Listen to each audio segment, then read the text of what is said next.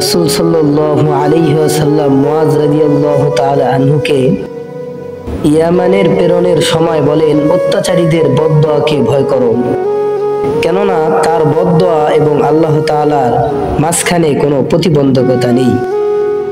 কেননা মাজলুম ব্যক্তির দোয়া আল্লাহ রাব্বুল আলামিন কবুল করে এবং এর মধ্যে কোনো প্রতিবন্ধকতা নেই।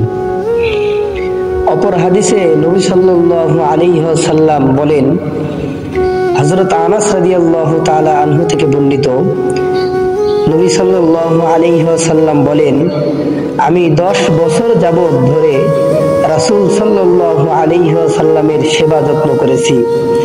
তিনি আমার প্রতি কখনো উহ শব্দ উচ্চারণ করেননি, অসন্তুষ্ট প্রকাশ করেননি। তিনি আমার কোনো কাজে কখনো অসন্তুষ্ট প্রকাশ করে বলেননি যে এটা তুমি করলে কেন, অথবা কোন কাজ ছুটে যাওয়ার কারণেও তিনি বলেননি যে এটা তুমি কেন করলে না। রাসূল সাল্লাল্লাহু আলাইহি ওয়াসাল্লাম ছিলেন সবচেয়ে উত্তম চারিত্রিক বৈশিষ্ট্যের মানুষ। আমি রেশম ও পশম মিশিয়ে বানানো কাপড়ও নিজ হাতে ছুঁয়ে দেখেছি এবং খাঁটি রেশমি কাপড়ও ছুঁয়ে কিন্তু রাসূল সাল্লাল্লাহু আলাইহি ওয়াসাল্লামের হাতের চেয়ে অধিক নরম ও মসৃণ কোনো কিছু স্পর্শ করিনি। আমি মেঘনাবির গন্ধও গ্রহণ করেছি এবং আতরের গন্ধও গ্রহণ করেছি, কিন্তু নবী সাল্লাল্লাহু আলাইহি ওয়াসাল্লামের শরীরের ঘামের চেয়ে অধিক সুগন্ধ কোনো কিছুই পাইনি।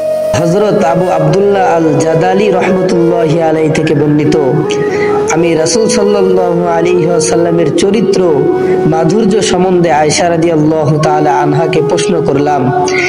তিনি বললেন, রাসূল সাল্লাল্লাহু আলাইহি ওয়াসাল্লাম কখনো অশ্লীল ও কটুভাষী ছিলেন না, অশ্লীল ব্যবহারও করেননি।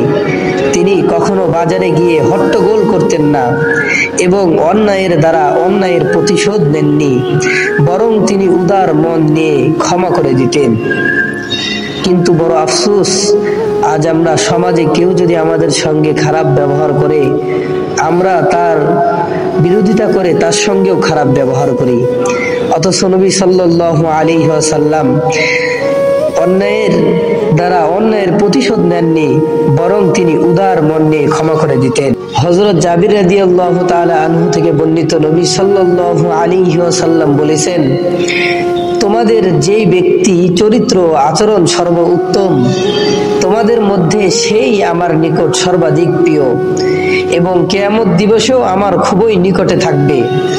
তোমাদের মধ্যে যেই ব্যক্তি আমার নিকট সবচেয়ে বেশি ঘৃণ্য, সেই ব্যক্তি কিয়ামত দিবসে আমার নিকট হতে অনেক দূরে থাকবে। তারা হলো বাচাল, ধৃষ্ট, নির্লজ্জ এবং অহংকারে মধ্যবিত্তিরা।